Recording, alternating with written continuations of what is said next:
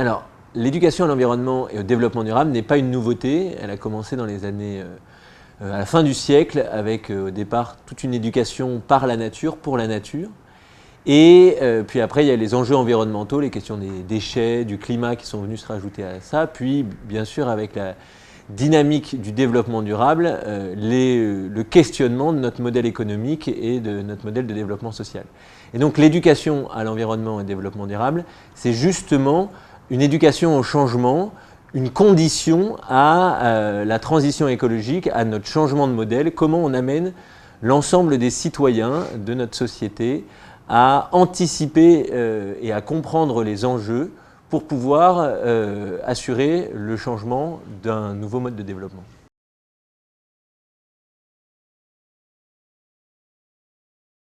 Alors, le rôle de l'éducation nationale est essentiel, puisque par vocation, l'éducation nationale doit encadrer et guider les élèves, les étudiants. Mais elle a vocation aussi à donner une impulsion. Et notamment, on pense à celle du développement durable qui pourra accompagner ou non les citoyens dans leur conscience tout au long de leur vie. C'est donc tout à fait essentiel, à nos yeux, le rôle que peut jouer l'éducation nationale. Quant aux différents acteurs, ils sont nombreux et généralement assez remarquables et admirables. Ils ont la capacité d'apporter à l'éducation nationale d'abord de l'expérience dans un thème donné et ensuite souvent du matériel pédagogique, soit parce qu'il est intégré dans les classes, soit parce qu'on va dans une maison de la nature ou autre chose, ou une réserve ou quoi que ce soit d'autre. Et donc, à ce titre, ils apportent énormément à l'éducation nationale. Mais le 16 a quand même noté qu'il convenait de réfléchir à une éthique de ces acteurs qui sont intégrés à l'intérieur de l'éducation, de sorte que, finalement, on s'en tienne à l'intérêt général.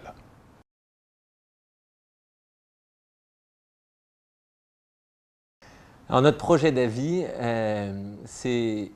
a pris l'éducation à l'environnement et au développement durable au sens large.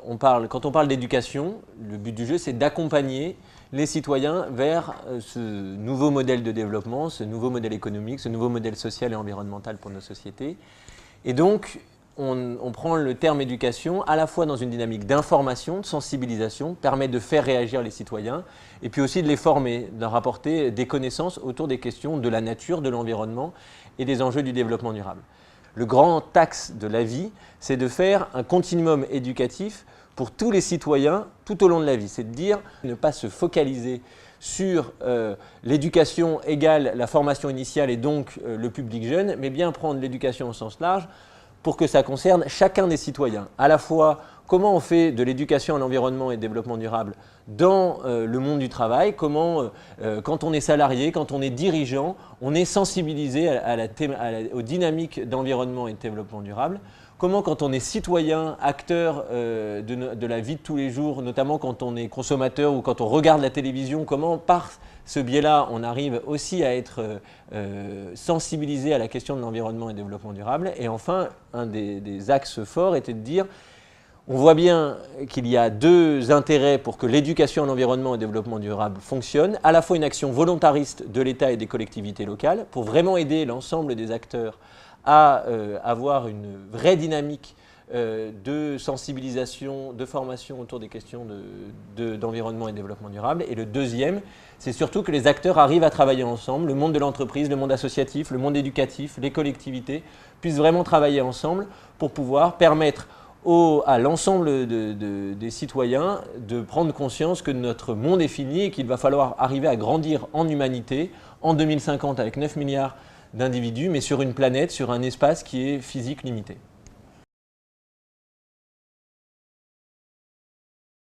Alors là, c'est une question très très difficile parce que par définition, l'éducation à l'environnement et au développement durable, c'est multidisciplinaire et chacune des composantes compte. Alors, il est difficile d'en isoler une ou deux, mais je reprendrai ce qu'Antoine vient de dire.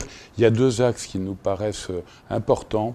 c'est notamment le rôle des régions qui vont avoir un pouvoir accru, évidemment, et dont certaines d'entre elles ont déjà fait un travail admirable. Il faut que ce travail soit valorisé et qu'il devienne exemplaire afin que le EDD s'étale sur l'ensemble du territoire grâce aux heureuses initiatives qui ont déjà été prises.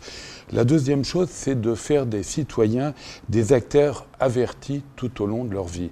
Alors, bon, là aussi, multitude d'exemples, mais on peut dire qu'il faut de la traçabilité pour le consommateur.